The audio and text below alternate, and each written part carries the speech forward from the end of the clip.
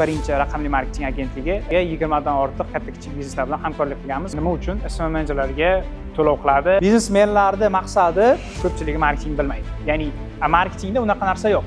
Bular hammasi xato. Endi insonlar nima uchun biznes qiladi deb o'ylaysizlar? Marketing bu sehrgar deb tushuniladi. Marketingda bizda asosiy 4 ta funksiyasi bor. Bu o'sha ketma-ketlik skript deyiladi. Marketing mana shu bosqichda izlanish qiladi.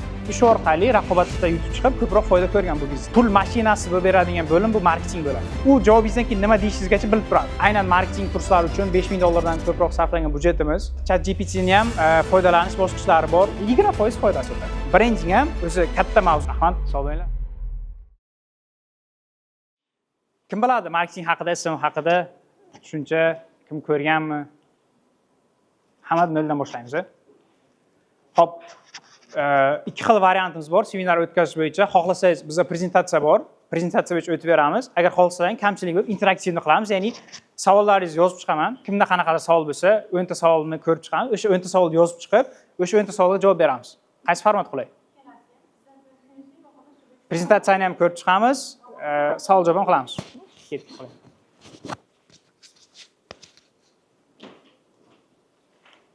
Demak, o'zim haqimda qisqacha ism familiyam Jasur Ahmedov, marketing sohasida 3 yildan oshiqroq tajribamiz bor. Termiz shahridagi 20 dan ortiq katta-kichik bizneslar bilan hamkorlik qilganmiz va Surxondaryo viloyatidagi birinchi raqamli marketing agentligi, digital marketing agentligi deyiladi. Surxondaryoda birinchisi ochganmiz. Bu Deep marketing agentligi asoschisiman. Instagramim, Telegramim. Xo'p, bu brendlar boya ko'rganimizdaqa kim biladi brendlar haqida? Hatto birontasini taniydi. Yangi kelganlar. Bilasizlar, brendlar. Mana shu brendlar hammasi bilan qaysidir noldan ko'targanmiz, qaysi biridir jarayonda ishlaganmiz, qaysidir umuman boshdan qurgan brendlarimiz, hamkorliklarimiz bo'lgan. Bulardan tashqari yana bor. Bu asosiy katta nomlar Surxondaryo, Termizdagi. Demak, ustozlarim odatda kurslar o'qishni yaxshi ko'raman, chunki kurs o'qish degani o'zi kimnidir qaysidir o'qituvchini umrini, vaqtini, tajribasini sotib olish degani. Farhod Kamilov, Abdulaziz Umaraliyev, Abdulla Abdurahimov, Asror Iskandarov Kamoliddin Mamasaidov asosiy o'qituvchilarimiz, undan tashqari boshqa o'qituvchilar ham bor. Targeting bo'yicha, shaxsiy brend bo'yicha, SMM bo'yicha, marketing bo'yicha va umuman marketingni qaytadan tushuntirgan ustozlarimiz bo'lgan. Keyingisi bugun asosan nimalarni ko'rib chiqamiz. Birinchisi, bugun soddaroq dars bo'ladi, seminar bo'ladi, chunki marketingda hammamiz yangimiz, endi kirib kelmoqchimiz. Shuning uchun marketingda mantig'i, marketing logikasi qanaqa ishlaydi, u biznesga nima uchun kerak, biznes nima uchun foydalanadi, ikkalasi qanaqa bir-biriga manfaat beradi, o'sha haqida birinchisini ko'rib chiqamiz. Ikkinchisi, marketingda rivojlanish bosqichlari, boya aytganimdek evolyutsiyasi bor. Birinchi etapda qanaqa bo'lgan marketing, keyin qanaqa rivojlangan, keyin qanaqa rivojlangan va hozir qanaqa rivojlanib kelgan. Uchinchisi, SMM qanday soha va SMM biznesga qanday foyda keltiradi? Umuman bizneslarga nima uchun SMM menejerlar kerak va bizneslar nima uchun SMM menejerlarga to'lov qiladi, ulardan xizmat sotib oladi. O'sha 3 ta asosiy mavzuni ko'rib chiqamiz. Xo'p, aniqtamiz boya so'rab oldik. Hamma SMMda marketingda yangilar, to'g'rimi? Qanaqadir birinchi etapda nimadir o'qigan, nimadir ko'rgan, undan keyin rivojlanish etapida bo'lganlar yo'q, hammamiz noldan boshdan ko'rib chiqamiz, to'g'rimi? Xo'p. Afsuski, bizda Surxondaryoda ham, O'zbekiston bo'yicha ham marketing mutaxassislari ko'pchiligi marketing bilmaydi. Ya'ni nimaga mutaxassislar bilmaydi? Ya'ni mutaxassislar degan so'zda, misol uchun marketing shunday tomoni bor, bu marketing standartlashmagan soha. Misol uchun IELTS bilamiz hammamiz. IELTSda gapirish, yozish, eshitish va reading bo'yicha shunaqa 4 ta skill bo'yicha test qilinadi, to'g'rimi? Shunaqa test bo'yicha sizda darajangizni belgilab beradi. Misol uchun kimdir darajasi 5,5, kimdir darajasi 7. 7 olgan odam IELTSda 5,5 ga ko'ra ko'proq narsani biladi degan standart test bor, to'g'rimi? Marketingda unaqa narsa yo'q. Misol uchun hamma marketingni bilaman deb o'ylaydi, mutaxassislar даже men marketingni bilaman deganlarni ham ko'pchiligi marketing bilmaydi. Ular qanaqa tushunadi? Marketing video deb tushunadi. Marketingda Instagramda post chiqarish, marketing SMM, marketolog bu video tayyorlaydigan odam, marketolog bu sehrgar deb tushuniladi. Afsuski bular hammasi xato. Bizda juda kulgili, biz Surxondaryo o'zida ham 2-3 ta umuman boshqa sohaning odami, marketing umuman aloqasi yo'q odamlar chiqib turib, marketingni muhokama qilish mumkin. Shunaqa holatlar bor. Ular shunaqa holatdagi o'zlari bilmasligini bilmaydi marketing. Keyingisi, boyana xuddi shuni so'raganim, iqtisodiyotda tarifi bor. Cheklangan resurslar orqali cheklanmagan ehtiyojlarni qondirish. Iqtisodiyotda ta'rif umumiy. Endi iqtisodiyot barcha sohalar o'tasi. Iqtisodiyot marketingni ham, moliyani ham, buxgalteriyani ham, keyin nima?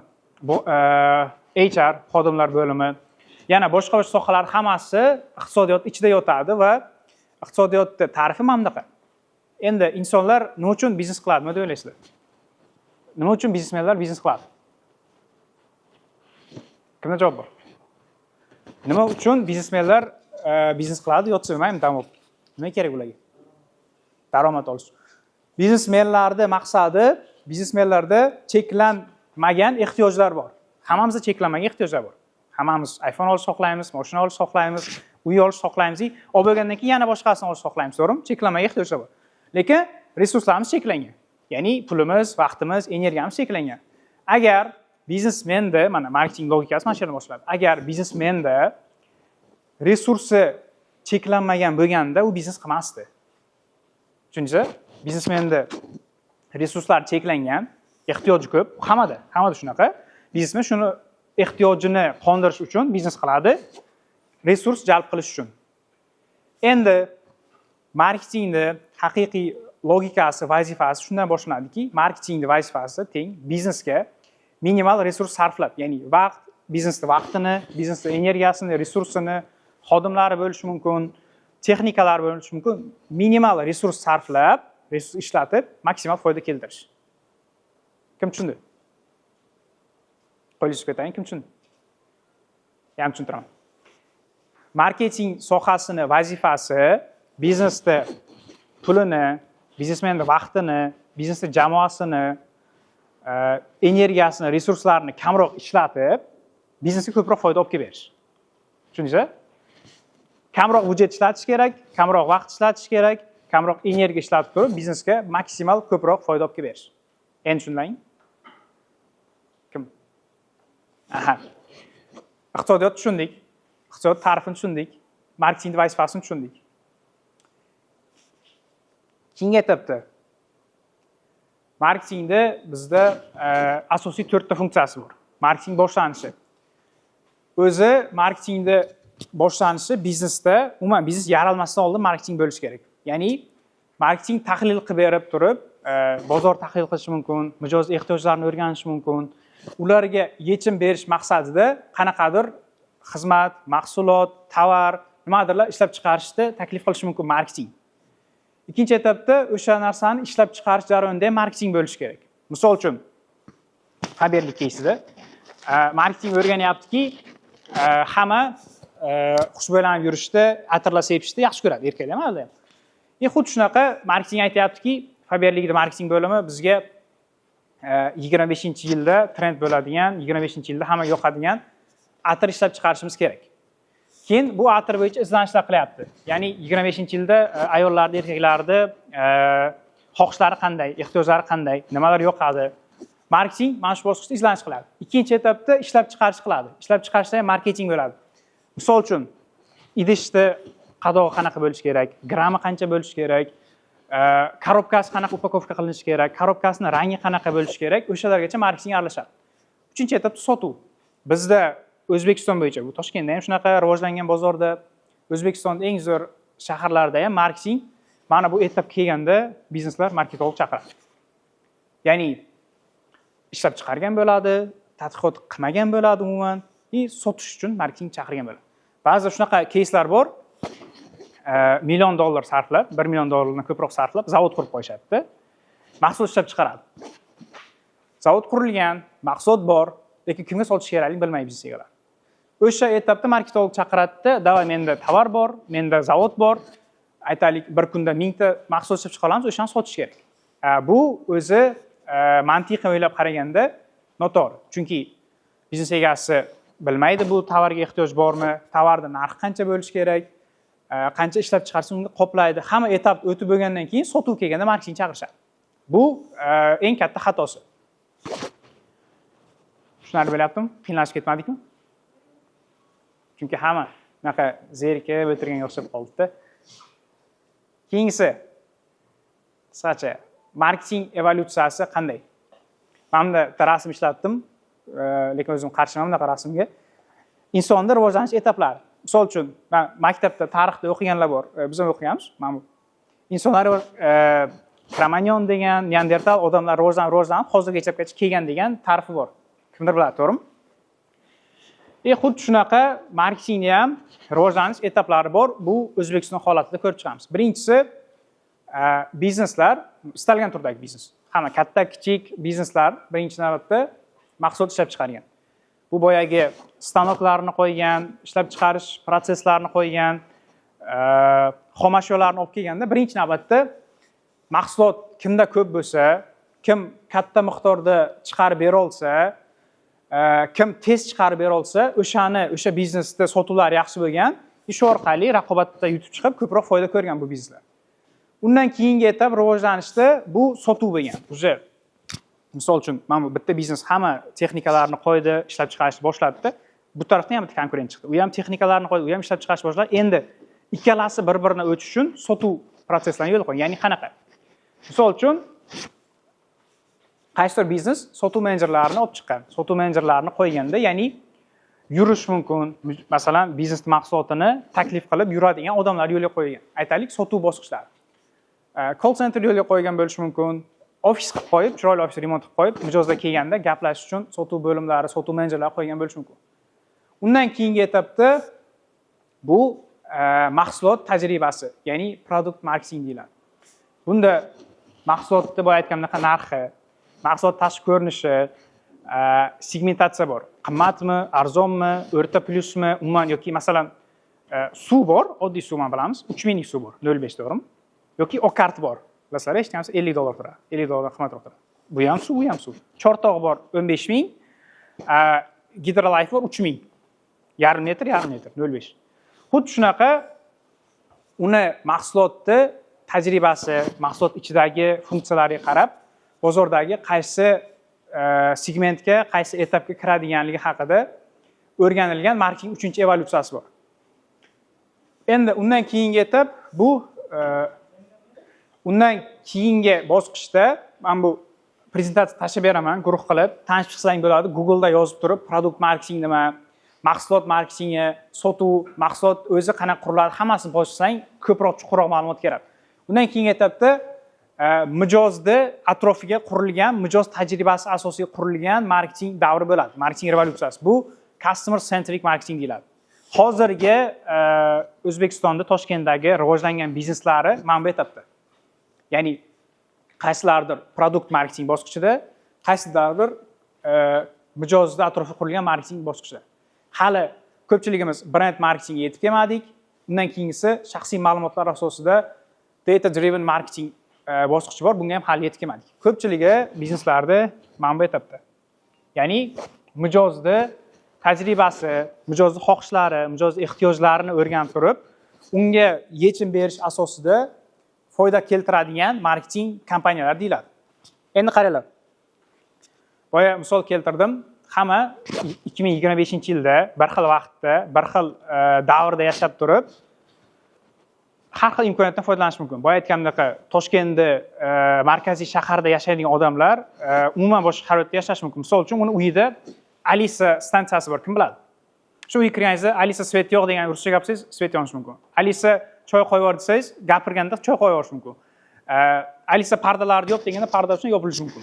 O'sha shaharda.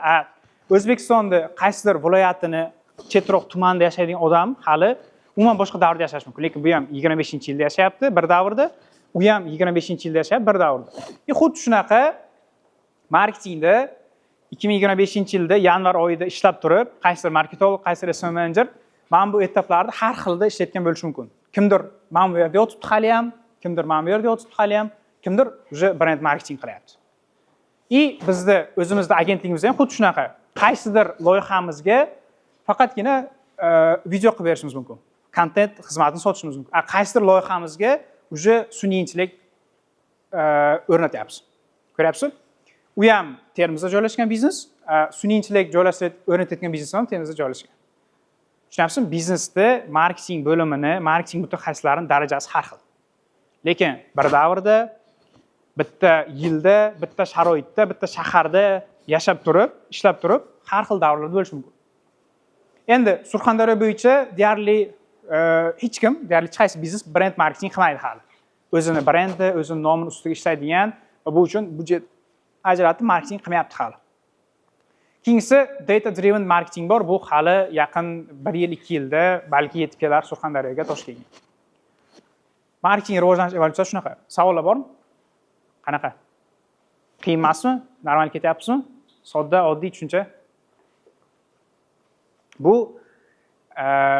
mana shu seminardan keyin yoki umuman marketing qanaqa ishlaydi deganda xohlardimki umuman marketing bo'yicha dars o'tadigan o'qituvchilarga ham marketing logikasi mana bunaqa bo'ladi, marketing vazifasi bunaqa, marketing ketma-ketligi mana shunaqa degan tushuncha hosil bo'lishini o'sha vaqtlaringga yarasha umuman marketing sohasi haqida kimdir savol berganda, kimdir bilan gaplashganda uni darajasida gaplasha olishlaring uchun mana shu asosiy logikasini tushuntiryapman. Ya'ni keyingisi osonlashtiramiz.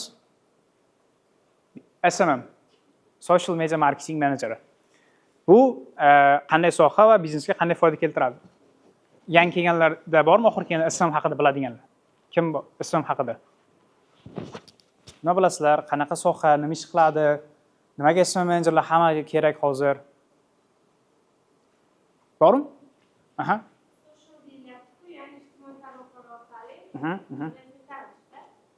Brend tanitish, mijozlar olib kelish, foyda keltirish, obunachi ko'paytirish, hammasi SMMda funksional vazifalar. Lekin hammasini tagidagi asosiy maqsad sotuv. Ya'ni brend mashhur bo'lishini oxirida nima yotadi? Brend mashhur bo'lsa, men ko'proq sota olaman. Obunachingiz ko'p bo'lsa, nima oxirida turadi? Oxiridagi maqsad ko'proq sotish. Baribir saviyali talkoviy degan so'z bor ruschada. Talkoviy biznes egasini maqsadi sotuv marketing. Xuddi shunaqa. Endi SMMda, saviyali SMMda asosiy 3 ta bosqich bor. Birinchisi content. Bu content, video, foto, grafika, motion bor, matn bor, tekstlar hammasi content kiradi. Ikkinchi bosqich bu reklama. Reklama. Kim target reklamasini ko'rgan, Instagramda o'tirganlarning reklama chiqib keladi. Kim meni videomni ko'rdi oxirgi kunlarda, TSU talabalari assalomu alaykum deb chiqib keladi, hamma chiqib keldim, hamma chiqib keldim. O'sha target reklamasi Instagramda. Telegram kanallarda reklama bor. Voy aytdingiz-ku, Telegram kanal reklama. O'sha ham bitta. Kim blogerlar orqali bizni tavsiya qilganini ko'rdi? Qaysi blogerlar kuzatasizlar Termizda, Surxondaryoda? Qaysi blogerlar kuzatasiz? Ya, hamma har xil. Kimni kuzatadi? Ha? SMM bo'yicha blog yuritadigan yo'q bizda Surxondaryoda. Kim blogerlar ko'rgan bo'lsangiz ham, blogerlar bilan ham 3 ta 4 ta bloger bilan akademiyamiz, ya'ni TSUdagi seminarda emas, akademiyamizni reklama qilyapmiz. Blogerlar bor. Keyingi bosqichda aloqa. Kim Instagram direktimizga yozdi? Saviya akademiyada yozdi. Kim ro'yxatdan o'tdi Telegram havola orqali? O'sha mana aloqa o'rnatish. Kim komment yozdi? Komment yozib so'radi. Kimdir Telegram shaxsiyga yo'q, Telegram shaxsiyimizni bermadik. Facebook Messengerda ham bermadik, Facebookda ham reklama qilmadik. Mana shu asosiy 3 ta bosqich SMMda miyasi, SMM mantig'i mana shu 3 ta bosqichdan iborat. Endi bizda afsuski SMM menejerman deganlar, marketing menejerman deganlar, SMM xizmat ko'rsataman deganlarni asosiy qismi mana bosqichda yotadi. Ular marketing deganda, SMM deganda faqat content tushunishadi va mana shu etapda xizmat ko'rsatadi. Undan keyingi reklama, aloqa o'rnatish degan bosqichlar qolib ketadi. Endi 25-yildan boshlab kimdaqa trend kuzatyapti? Hamma krizis yaqinlashib kelyapti, pullarni ishlatmanglar, katta xaridlar qilmanglar degan. Eshitmadingmi hali? YouTube'da, Instagramda. Xo'p. Hozir Amerikada ham, Yevropada ham shunaqa bu ekspertlarni, moliyachilarni prognozlari 25-yildan boshlab krizis davri kelishi mumkin. Bu hali aniq emas. Hamma prognoz berishadi. Xuddi shu krizis holatida bizneslarning foydasi maksimal 0 ga qarab yuradi. 0 ga qarab degani bizneslar minusga kirishni boshlaydi. O'shanday momentda biznesni qutqarib qoladigan, biznesga pul olib kelib beradigan, biznesning yuragi pul, qoni. Ya'ni insonda qoni aylansa yashab turadi-ku, biznesda pul aylantirsa yashab turadi. Pul mashinasi bo'lib beradigan bo'lim bu marketing bo'ladi 25-yildan boshlab. Endi hozirgi holatda biznes egalari uchun eng kerakli O'zbekiston bo'yicha top 10% SMM menejerlarida yana qo'shimcha ikkita ko'nikmasi bu content reklama aloqadan keyin sotuv, call center. Kim call center bilan gaplashib ko'ring? Biz telefon Toshkentgami kurs sotishdan gaplashib ko'ryapmiz. Assalomu alaykum, ismim shunaqa. Men shu akademiyani shunaqa menejeriman. Nomer qoldirgan ekansiz Instagramdan deb gaplashadi. Gaplashib ko'ryapsiz, birovni? Bu IP telefon degan narsa bor. Ularni har bitta siz bilan gaplashgani yozuvi zapis qilinadi. Mana bu Redmi telefonlarda borki, yozuvda telefon zapisi bo'ladi, audiosini eshitsa bo'ladi. O'shanaqa. Keyin kimdir gaplashgan bo'lsa, e'tibor bersalaring, qaysi savolingizdan keyin nima deyishini u oldindan bilib turadi. Hozir nima deysiz, undan keyin nima savol berasiz, u sizga nima javob beradi, u javobingizdan keyin nima deyishingizgacha bilib turadi. Bu o'sha ketma-ketlik skript deyiladi, sotuv skriptlari. Undan keyingi bosqichda SMM menejer ma'lumot yig'ish kerak. Chunki boya aytganimdek, marketing vazifasi kamroq resurs ishlatib, ko'proq foyda olib kelish bo'lganda, sizda mijozda telefon nomeri, ism familiyasi, lokatsiyasi, viloyati, o'qishi, shu kabi ma'lumotlar bo'lsa, siz unga sotuv, biznes unga sotuv qilish oson bo'ladi. Kimdan ism familiya bilan telefon nomeri oldik biz? Kim ism familiya nomerini qoldirdi?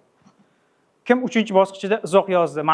Marketing bo'yicha nimani xohlayapsiz degan, nima kutiladi degan kim yozdi? O'sha. Xuddi shunaqa, mana bizda nomeringiz bor endi, bizda ism familiyangiz bor. Biz sizga aloqaga chiqib turib, qaysidir nimadir xizmatimizni sotishimiz mumkin. Xuddi shunaqa biznesda mijozlar bazasi deyiladi. Biznesda mijozlar bazasi qancha katta bo'lsa, u qayta sotuv qilish shuncha oson bo'ladi. Misol uchun, bizning bitta biznesimizda, bitta loyihamizda 30 mingta Surxondaryo aholisini mijozlar bazasi bor. Endi o'shani ichidan где-то 10 mingtasi biznes haqida biladi. O'sha biznes mijozga nima sota oladi, nima xizmat ko'rsata oladi, nima ehtiyojlarni qondirish haqida o'sha 30 mingtani ichidan где-то 10 mingtasi biladi. O'sha 30 mingtadan ichida 5 mingtasi sotib olgan o'zi. Ko'ryapsizmi? 30 mingtani 3 ga taqsimlaganmiz. Ya'ni 30 ming umumiy baza, mijozlar bazasi. 5 mingtasi sotib olgan, 10 mingtasi o'sha biznesda vazifasi nima xizmat ko'rsatadi, nima mahsulotlari bor, qayerda joylashgan, telefon raqami necha, shu kabi aniq ma'lumotlar biladi. Mana bu ko'nikmalarga, mana bu ilmlarga bizneslar ega bo'lgan SMM menejerda hozirgi kunda Surxondaryoni aytaman, Toshkentni bilinglar, Surxondaryo holatdagi oyligi 5 million so'm. Hozir mana shu 5 ta ko'nikmaga ega bo'lgan SMM menejer bo'lsa, bizda vakansiya bor. Shu holat bo'yicha Termizda ish holati bor, vakansiya 5 million so'mdan boshlanadi. Plus oylik, 3 oylik, yillik KPI bonuslari ham bor. Mana shu 5 ta ko'nikmaga ega.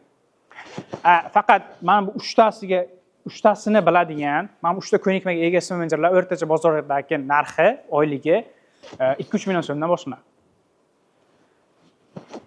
5 tani biladiganlar bo'lsa, aloqaga chiqinglar, bizda vakansiya bor, 5 million so'mdan oylik boshlanadi. Hozirda o'zida Termizda, Surxondaryoda. Keyingisi savol javob qilaylik. Ko'pchilik qiziqmadi, tushunish qiyin bo'ladi. Savol javoblar. Kimda qanaqa savol bor, nimani bilmoqchisiz, nimani tushunmadingiz? Nima qiziq, kimda qanaqa biznesi bor? Kim iPhone ishlatadi?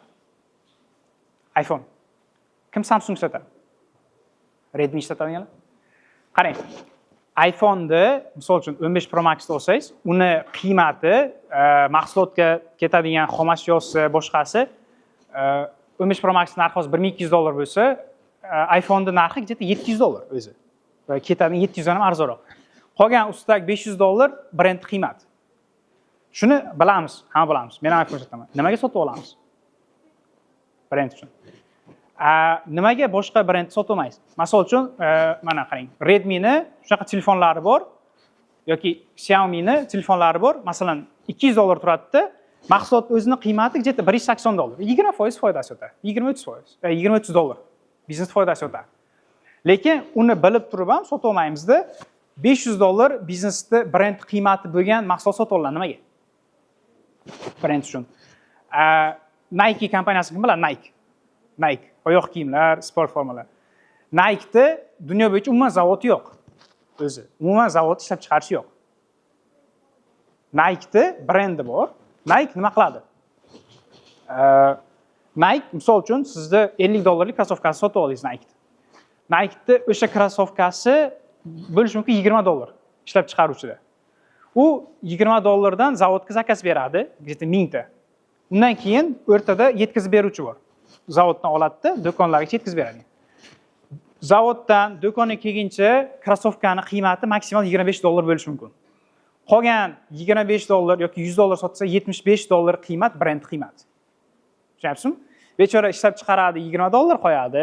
Kimdir yetkazib beradi, u $5 oladi. U prosta qo'yib sotgan uchun $75 oladi har bitta mahsulot uchun. Bu brend qiymati. Mana shu brendingda o'rganamiz, bizneslar qanaqa qilib brend qurish kerak. Brending ham o'zi katta mavzu, lekin sodda qilib 4 ta narsani ustida biznesda brend quriladi. Misol uchun, birinchisi narx. Kim Korzinkani oldidan o'tgan? Korzinka do'konlar. Anadan ko'rganmiz, tashqi afishalarni kundalik xaridlar uchun eng arzon narxlar. Eng arzon narx bizda deyapti. Eng kundalik zavtraki narsa olmoqchimisiz, uyga nimadir qilmoqchimisiz, eng arzon narx bizda deyapti. Bu biznesda brendni narx ustida qurilishi. Ya'ni narx ustida brend qurilyapti. Ikkinchisi bu mahsulot ustida brend quriladi. Mahsulot ustida brend qurilishi bizda eng zo'r mahsulot deyiladi. Mana men aytdim, menda номер 1 kurs edi. Meni kuchli tarafim kurs. Menda Surxondaryo uchun номер 1. Men Lyuboyga javob beraman. Lyuboyni oldida dokazat qilib beraman, shu meni kursim номер 1. Mahsulot ustiga brend quryapmiz. Ikkinchisi bu tajriba asosida biznes brend quradi. Ya'ni misol uchun 1001 mayda chuda degan do'kon bor. Termizda kim eshitgan? O'sha do'konda brend tomoni bitta do'kon kirasiz, 10 mingdan ortiq assortiment bor. Istalgan narsani, kerak narsani, даже siz bilmaydigan narsani o'sha do'konda topish mumkin. Termizda hech qayerda topa olmasangiz o'sha do'konda topish mumkin. Bu biznesda brend tajribasi, ular istalgan turdagi assortimentni agar yo'q desam, qiyinlikda topa olmasangiz, yo'q desangiz ertasi kuni olib kelib beradi o'sha narsani. Bu biznesda tajribasi, sohadagi tajribasi evaziga brend quriladi. Brend, narx, mahsulot va hikoya. Hikoya degani qanaqadir biznes egasini, qanaqadir brendni nimadir muammoni hal qilamiz biz, nimadir og'riqdan kelib chiqib, o'sha muammoni hal qilamiz deb turib biznes brend quriladi. Misol uchun, menda bitta holat bo'lgan, men Toshkentda bitta kompaniyasi bilan agentsiyada kelishuv qilganimizda, ular bizga taklif qilgan ish, bir dunyo ishda ular taklif qilgan summa juda kichkina bo'lgan. Ya'ni ular bizni mensiishmagan. Surxondaryodagi marketing holatini, marketing darajasini mensiishmaganda, menga shu yomon ta'sir qilib, men birdan shaxsiy brendga videolar qilishni boshlaganman. Bu paytda sochim olingan kal bo'lganman, kepkada chiqib video qilganman. O'zi umuman chiqmayman deb yurgan bo'lganman videoda. O'shani natijasida meni mensiishmaganining evaziga, ya'ni ular shunaqa $200 summa taklif qilib, tam $2000 ish so'rashganda, o'zini keyin men kirib qilgan ishdan ko'rib chiqqanman, shogirdlar esa bundan yaxshiroq qiladi ishini. Xuddi shu holatda men qarang, men ertaga chiqib turib, uni aytganman videomga. Mana shunaqa hikoya bizni mensiishmagan, Surxondaryo bozoridagi xodimlar mensiishmagan deb turib, hikoyani ustiga brend qurish mumkin. Bunaqa bizneslar ko'p bo'lishi mumkin. Undan keyingisi sotuv. Sotuvda o'rganamiz. Call center qanaqa ishlaydi, sotuvchilar qanaqa ishlaydi, sotuv skriptlari qanaqa bo'lishi kerak. IP telefon bas CRM degan texnologiyalar bor. Siz bitta kompyuter ekranida, dashbordida sizda nechta mijozlar qiziqishi bor, nechta issiq mijozlar bor, nechta sotib olaman degan mijozlar bor va nechta sotib oladigan mijozlar bor degan bo'limlar qilib turib, o'shani har kun nazorat qilishingiz mumkin. Bu CRM degan ilova. Telegramim, Instagramim, любой mavzuda, любой temada yo'qsiz bo'ladi. Telegram kanalim ham bor. Yo'qsiz linkini tashlab beraman. Naryoqda bepul materiallar, marketing haqida ma'lumotlar bo'yicha bepul yo'naltiramiz. Bemalol foydalanishsiz bo'ladi. Bunday format ham bor. 24 ga 7 emas, 12 ga 7 aloqadamiz, doimiy onlayndamiz. Ustozim, qaysi sohadayman? SMMda Najot ta'lim kursini o'qiganman.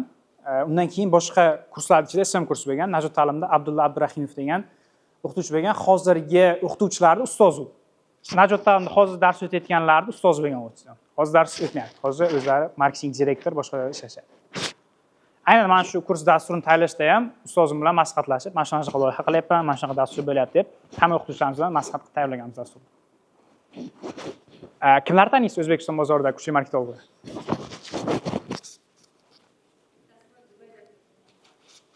Dubay. Kim? Marketing kursmi, tradingmi? SMM kursi. Ha. Dubaychilar hali ham bor. Ko'pchiligida dubaychilar yolg'on bor-da. Chunki ular nima qiladi? Ko'pchiligida hammasi emas, ko'pchilik balki yaxshi o'qituvchi bo'lishi mumkin. Ular o'sha borib, Dubayda zo'r hayotni ko'rsatib, mana siz ham bunaqa qila olasiz, siz ham mana shunaqa Dubayda yura olasiz, mashina olasiz, qimmat telefon sota olasiz deb turib, qizlarni sotishadi. Lekin unaqa men shaxsan o'zim o'sha bitta kuyganlarni tasmayman shunaqa holat. Aynan Termizda, O'zbekiston bo'yicha ham siz bitirib chiqib bunaqa summa topa olmaysiz. Naryoqda Dubayda o'zida boyagi hayotini bir kunligiga tam 2000 daromad qiladi-da. Yo'q. Ulug'bek Po'latov emasmi? Ulug'bek Po'latov. Bilaman. Ayollarda to'g'risi kuchli mutaxassis O'zbekistonda bilmayman kimdir borligini. Brend bo'yicha mutaxassislar bor, brend menejerlar bor, kuchli. Marketing bo'yicha to'g'risi bilmayman. Mana bu Telegram kanallar, Instagramlar, QR kod, любой paydosingiz bo'ladi. Marketing bo'yicha Termizda loyihalarimiz hammasi kuzatib borib, aloqaga chiqsangiz bo'ladi. 12:07 aloqadamiz. Savollar bo'lsa, hozircha tadbirimiz seminar yakunlasak bo'ladi. Bo'ldim, savollar bormi? Bo'l, rahmat, sog' bo'linglar, vaqtlaringiz uchun ajratmaysiz. Rahmat. Slayd masalasida Telegramimizga yozsangiz tashlab beramiz. Yoki Tisuni kanaliga yuklab qo'yishimiz mumkin so'rab agar iloji bo'lsa slayd. Kanalimizga tashlab qo'ysak bo'l. Kanalga ham Tisuga ham yuklaymiz. Rahmat, charchamanglar, sog' bo'linglar.